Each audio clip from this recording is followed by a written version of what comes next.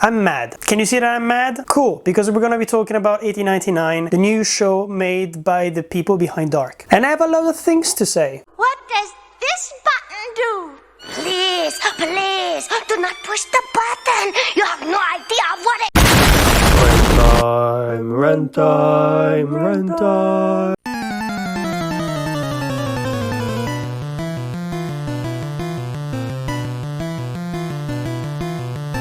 No! God, please, no! No! Welcome back to Torn Apart. I'm really trying not to start the rant before I do my introduction, but it's really hard. It's really hard because I've been obsessing over this show for quite a while, and I watched the first episode and then I had like a huge break in between, well, the first and all of the other ones, because I had a lot of other stuff to watch. For example, Wednesday came out literally a week or a week and a half after 1899, so it got delayed a little. It's time to stop, okay? No more! Where the fuck are your parents? So I thought maybe that's why nobody's been talking about 1899 on YouTube. I haven't seen any video about it, and usually there is a lot of visual essays or reviews, especially when it's a show like that attracts a lot of attention, mostly because the Dark following is quite big. There is a lot of fans of Dark out there. Some people call it like the best Netflix show ever made. There are so many videos literally talking about how Netflix quality has been going down since the time of Dark. So of course a lot of people were interested in watching 1899 and I was incredibly hyped for it, and nobody's talking about it anymore. And I'm shooting this video like almost 2 months after it released, and it's still weird, but it took me a long time to finish it, and mostly because I was trying to hide my frustration behind a lot of false hopes. I thought it was gonna be good at the end. I thought it was gonna get better. I thought there was gonna be a plot twist that would save the entire show, but it never came, and I finished the episode and I was like, oh no, they did that thing. What's wrong with that ship?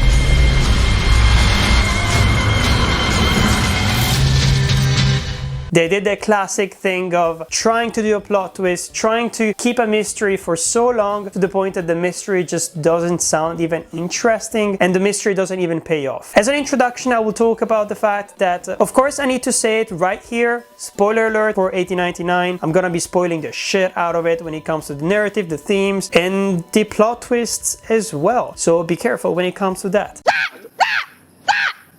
Let's talk about the whole mystery, right? We are in a simulation. I actually found that out approximately episode 7 or maybe 6, but before they actually said it out loud, I was like, it's getting kind of weird. It's getting kind of repetitive. There are weird tunnels that allow you to get into other kind of landscapes. There is this bug that has magical powers and seems to be opening doors, and even opening doors when they're not supposed to be any. So I was like, it's a simulation, right? We are into a simulation. This is all like computer jargon, and this is what the main plot twist and the main story is gonna be revolving around. Got him! Got him!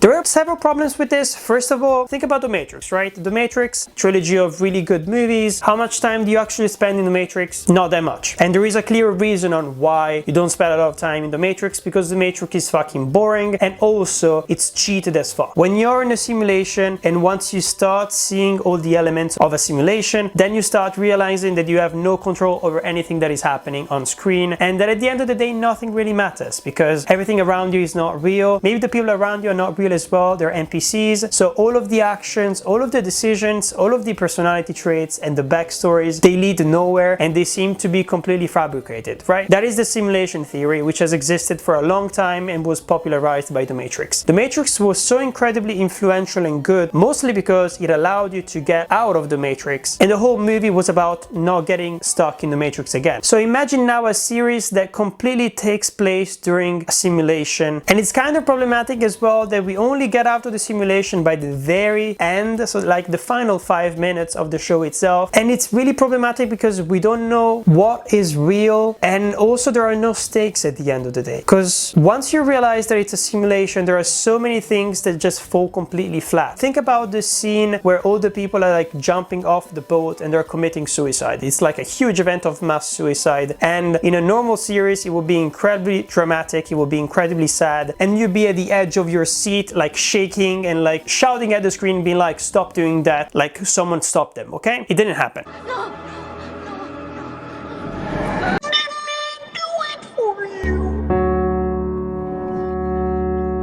It doesn't happen for a lot of different reasons, but one of the main reasons is that we don't care about all of these characters. I had to print out like a sheet here with all the names and all the pictures of the characters slash the actors who are playing them, because I don't remember any of them. And this is not to do with the fact that they're not well written, meaning that like if you were to take every single character, explain their backstories, their personalities and stuff like that, there is actually stuff on the page. The page is not completely blank. There is stuff in it. The problem is that within the narrative itself, they're not really allowed to be active participants. So after further consideration, there are two basic plot lines of this entire series. People who are trying to understand the mystery about the Prometheus, and this mission kind of evolves into trying to get out of the simulation. And then people who want to get to America at all costs. Those are the two main plots that this season is about. Some characters are trying to achieve one, some characters are trying to achieve the other, and there are some characters who have nothing to do with either of them and whose purpose is just to stand there and ask questions so that we can explain it another time so that everybody understands what the hell is going on. Bébé,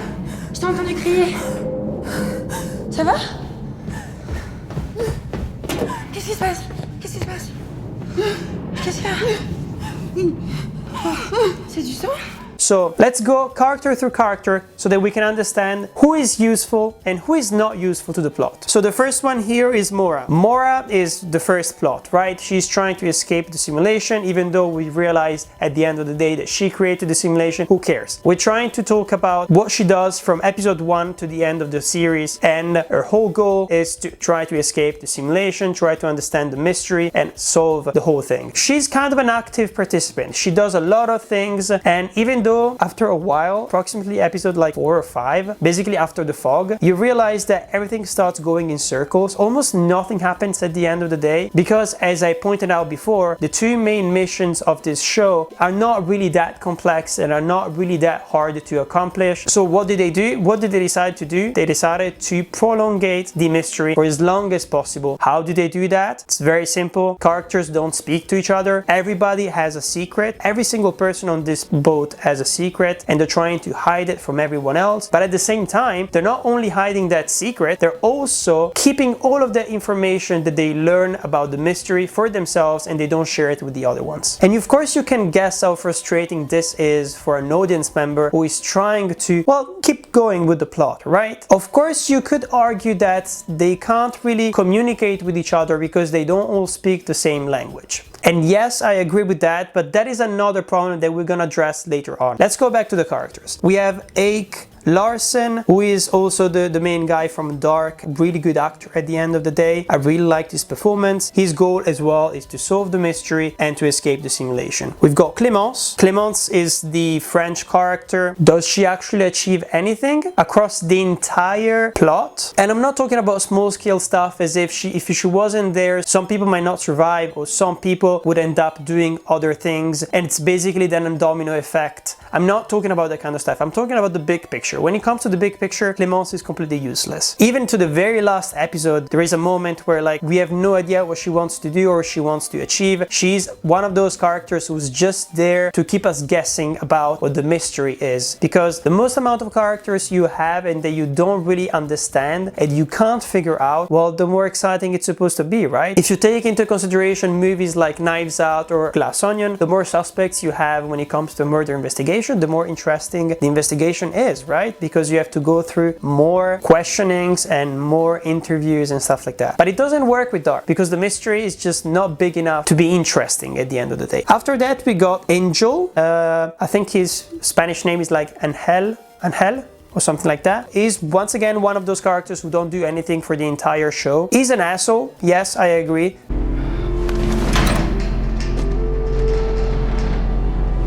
No me digas que no te gusta. I mean, when it comes to the characters, they all have interesting things about them, but they're not all useful, so I don't understand why they were there besides just filling up space. And Angel is a really good example of that. We have no idea why he's there, and at the end of the day, he's not really participating to anything, so I would scrap him out. We've got Crester. Crester is kind of important at the beginning of the show, and as soon as his sister dies for no reason whatsoever, I still don't understand why she died, he just turns into the same character that his mother is, and he just becomes a follower, he becomes a drone, and that's maybe why also at the end of the day, when there is that kind of weird sound effect that calls everyone to jump out of the boat, he jumps as well, but he's not that useful. We've got Daniel. Daniel is the weird guy wearing the jacket, who is basically was on the Prometheus, and he's the only survivor with the child as well, and he goes back on the boat. I have a lot of problems with Daniel as a character. First of all, why all the other characters clearly know each other and they seem to be aware that they boarded the boat together, and so they don't question each other's presence on the boat, and nobody says anything about Daniel. That makes no sense at all, and it really pisses me off because there are so many scenes where like he's walking around looking incredibly spooky and mysterious and nobody says, who the fuck are you? Especially when like weird things are starting to happen on the boat. So of course you would start asking questions, you would start to question all the people around you, and the person that nobody seems to know is a problem, right? And of course they do it like that to keep the mystery going, and they keep him so incredibly close to Mora as well, just because they're married and they're supposed to share feelings, and maybe that's why she doesn't suspect him. But what about everyone else? There is no reason for everyone else not to suspect him, and that really pissed me off because it just made a lot of scenes feel incredibly cringy. It's that kind of thing where they're trying to create forced tension just by the fact that they're not talking to each other, they're not relating to each other, they're not communicating properly. At the end of the day, that will create the mystery, even though I would agree it's cheap mystery. You and Miss Franklin, what did the two of you talk about? I don't see what that's got to do with anything. Do you know her? I was just offering my help. Where's she? I don't know! Where is she? Hey, tell me! Stop this! We've got Tove, who is Crester's sister. She's more of an active participant, at least in a couple of scenes I saw her being like, we have to do this, we have to do that, we can't do this, we can't do that. So she's actually trying to do something, and she's split in between. She wants to go to America, but she also sides with the captain, for example, for a lot of the different episodes. We don't really know exactly what she wants to achieve. As long as she's fighting against her mother, but with her brother, but also against the mutiny, it's fine for her. We've got Oleg, who is the Polish guy who is working down in the maintenance room and who is basically working with the coal and the engine and that kind of stuff. I have no idea. He doesn't understand anything that is going on for the entire series because he doesn't speak, I think maybe he speaks a little bit of German, but he doesn't seem to use it enough so that he can understand what the hell is going on. What?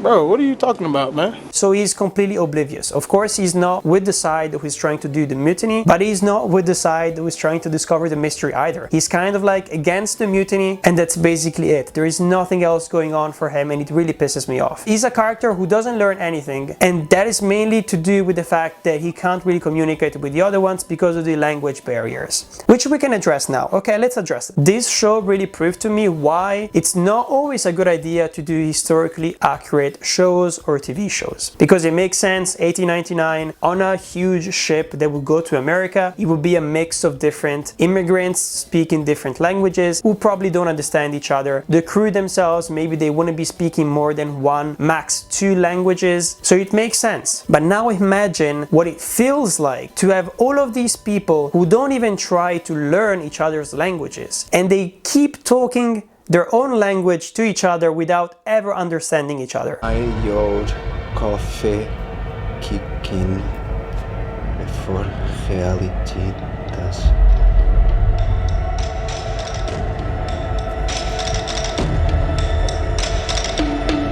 This is something that doesn't work at all, by the way, with all the dubbed versions. My parents, for example, they watch 1899 in the French version and everybody speaks in French. So there is an entire, incredibly important part of the structure of the show which is completely lifted off and doesn't exist anymore if you watch the show dubbed. And that's stupid already. They shouldn't allow people to watch it dubbed. This should only be with subtitles. But of course, then it would have been even more niche. Nobody would have watched it. Just to say that if you watch it dubbed, basically you don't get the show and you don't understand what the hell is going on, because it feels like everyone is speaking the same language but they're not understanding each other. When everybody speaks their own language, there is this thing that is called not being able to communicate. What? No! When characters are not able to communicate with each other, they're not able to share knowledge, they're not able to even relate to each other. They're kind of like in their own bubble and they stay there for the entire show. It's funny because there is a thing of when you're an international student, for example, and you try to relate to someone even though you don't speak the language, or even when you're a tourist as well. You can create some sort of relationship with the locals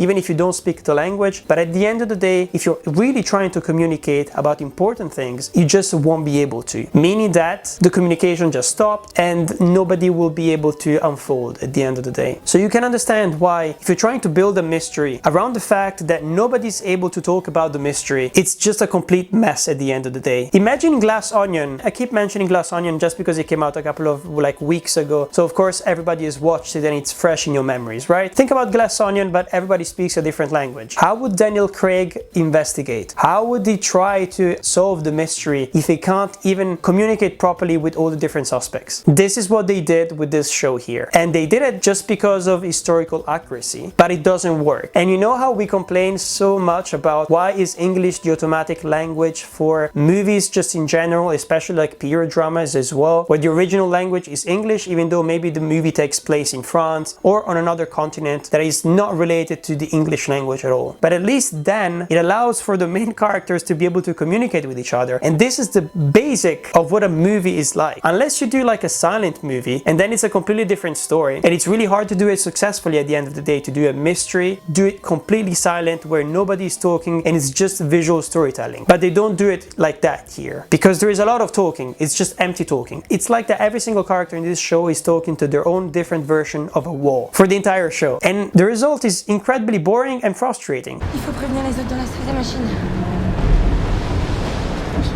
Sala das máquinas. Se indo lá a tripulação, aquele bruto monte, ele saberá o que fazer.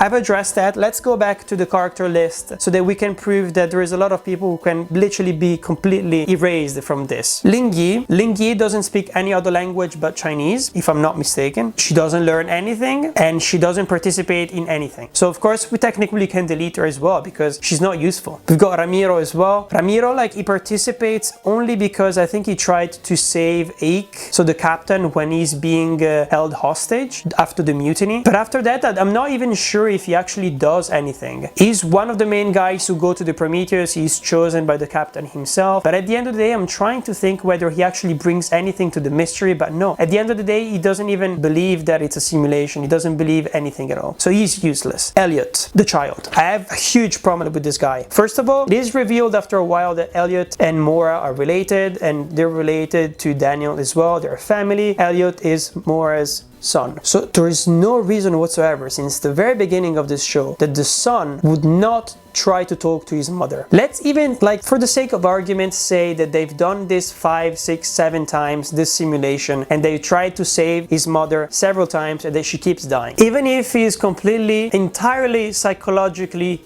dead and emotionally as well, to the point that he's not able to communicate with his mother anymore because it hurts him too much to do that, especially knowing that he's failed to save her over and over again. Let's keep that there for the sake of the argument. Are you actually saying that the best option when you're trying to save her and get out of the simulation is to not reveal anything to her until it's too late? Oh, you gotta be fucking kidding me. around. This little fucker, he starts talking for the first time around episode 6 or 7 if I'm not mistaken. I just don't get it. This is yet another thing that I think the creators put there just to prolongate the mystery. A mystery that is actually not that hard to solve, and a mystery that doesn't really require that much investigation at the end of the day. And a mystery that doesn't require so many characters who are not even participating in trying to solve it. And the child for me is the worst example of that, because for the entire show he's just running around holding her hand and bringing her through the different tunnels and through different doors, etc, etc. There is even like a huge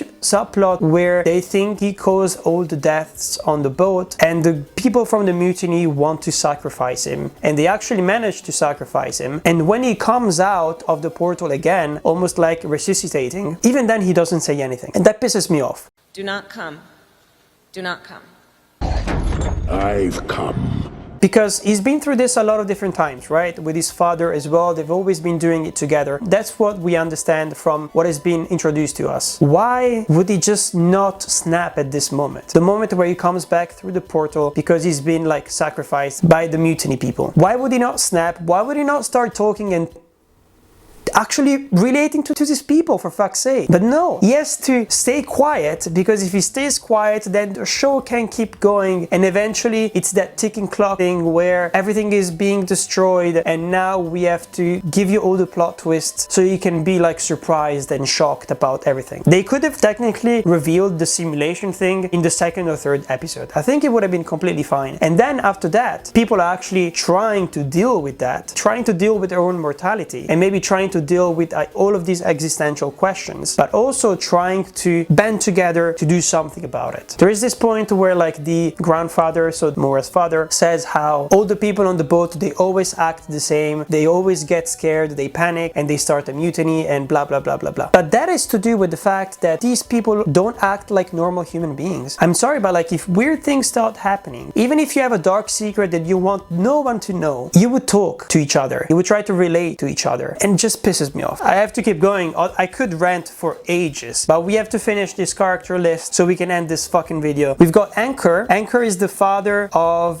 Crester and Tove. Completely useless. He's a very classic like passive father. He doesn't do anything. He doesn't want to participate in the mutiny. He doesn't want to participate in the mystery itself. Completely scrap him. Lucien and Jérôme, they come together just because they're the only ones who technically know each other, but these two people are the best people to work together to solve a mystery. Even though they hate each other, if they were intrigued, they could come up with something, but no, they don't do it. They just keep bickering until the very end, and it just pisses me off as well, because even the people who can relate to each other and can talk to each other, they don't really try to organize themselves. I like Jérôme at the end of the day because I think that he's one of the active participants in the plot. He's one who is actually trying to do something all the time. Whether he's trying to solve the mystery or go against the mutiny, he's always an active participant, and I actually like his character. But Lucien, at some points I actually forgot that he was still alive, just because he was sitting in his room not doing anything. And that is the main problem. We have so many characters on this boat, so many side characters that also we see only in the background, that after the mutiny they tell them to stay in their rooms, and they stay there until they have to come out and kill themselves. Pisses me off. Pisses me off. That's so stupid. It feels like wasted potential. We've got Mora's father. Once again, this guy is being completely cryptic, he's being completely mysterious, and he's acting exactly like the villains from Dark. Telling me he doesn't have much more time. He needs to bring me the boy. He's acting exactly the same way, where he's telling you like little breadcrumbs of information, and he's saying all of those weird and intriguing catchphrases, but he never reveals his cards until the very last episode. And it's just stupid. I really hate it. This time around, it really felt like they were trying to recreate all the mystery and suspense that they created with Dark, but there was no actual meat to it, you know? Superficially, it looked cool. This show looks gorgeous. The casting is really cool. The performances are mostly good as well. The effects are really cool, but the meat of it is just not there. Thematically also it seems cool, but we don't get to explore the actual themes of the show until we get the revelation that it's a simulation. And even then, a very few selection of characters get to experience that theme, while most of them are just running around like headless chickens. Virginia does one thing. I don't know how, I don't even know how, but like she basically convinces Ling Yi to have sex with Lucien, even though they don't end up having sex. sex, and after that she doesn't do anything. It's really funny because after a while I feel like they realized that they didn't give her anything to do, so she touches something and her hand starts getting black, and basically she got a virus from the system. That's what it means, I think. After that she will get really panicky and she will start trying to do something about the boat and about the simulation, about everything, because her life is at stake, she's dying. But for the entire show she has nothing to do and she doesn't do anything after the moment that I talked about before. Completely useless, you could completely cut her off. Franz is the guy who actually stages the mutiny. I think he's one of the most interesting and clever person out there, because at least he's committed to doing something from A to Z, and I do like that he gets some redemption, especially while people are trying to kill each other. He actually bands together with the other people to try and save them, and I like that part of the plot. That was actually cool. Iben, she's the mother of Crester and Tove, and she's the classic villain. I mean, she's convinced that this is all like religious thing, and she's the one who basically stages the mutiny at the end of the day, because Franz gives them permission and Iben kind of like inspires them. If you delete one, you have to delete the other one as well. And then we've got Yukje, who is basically Lingi's mother. She doesn't do anything but die. Then we've got Sebastian. Sebastian is basically the second villain. He works with Mora's father. He's interesting, but at the end of the day, if you try to retrace all of the things that he does across the entire show, I don't understand him. For example, if they wanted to get the child from the beginning, so if Mora's father wanted to get the child from the beginning, I don't understand why he's going through the simulation at all. I don't get it. Like, they've been doing this over and over again. But since he's part of the crew, so he's technically like the person in power, he could have gone at the child since the beginning. He could have just been like, I think we should definitely put him like in hold, in quarantine, because we don't know, maybe he's sick. He should have suggested that, and then he could have taken the child to his grandfather. But he doesn't do that. He's just like acting mysterious and doing things on that little weird like analogic iPad, and once again it pisses me off, because I feel like he could have achieved his goal way earlier. It's just that he didn't know his goal. His goal appeared to him suddenly when the grandfather actually asked him to do it, but across all the episodes he was just following orders, acting normal, which makes no sense at all. And then I mean, the last character technically is Wilhelm, who is I think the second in command, and I think he disappears pretty quickly, or he gets killed at some point. I liked him mostly because he seems to be the voice of reason when the captain was not there anymore. But we did all of the characters. As you can see, a lot of characters that were completely disposable and useless. And even then, the people who are connected to solving the mystery, it's almost no one. No one wants to solve the mystery, and it really pisses me off, because you as a viewer, you're trying to live through these characters, but if nobody does it at the end of the day, you're kind of just sitting there watching everything unfold. One thing that I really hated about this show is all the backstories and the flashbacks and the wake up kind of moments.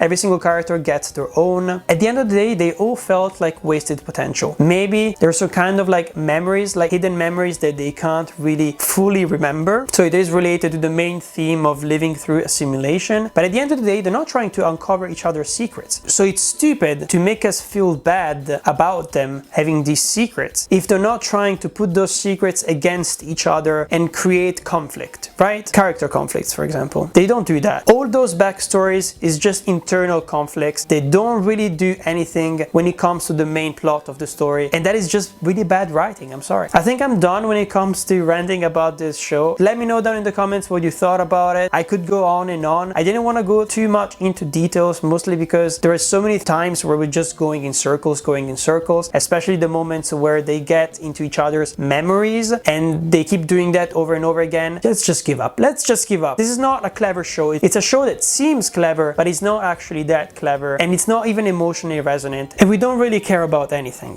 Anyways, this was my rant. Let me know down in the comments what you thought of 1899, if you hated it, if you loved it, if you agree with my rant, and if you have any kind of hints or modifications or anything that could redeem this show for me, or things that I forgot. Let me know down in the comments. Also, by the way, I never say this, but if you're a subscriber, drop a comment once in a while so that I know that you exist. Just because like I see the subscriber count going up and up, but I never see you in the comments. So for me, are you just boss? Am I stuck in the matrix? Like, what is going on? So if you are a subscriber, or if you've seen more than one of my videos, just let me know down in the comments. Like, write something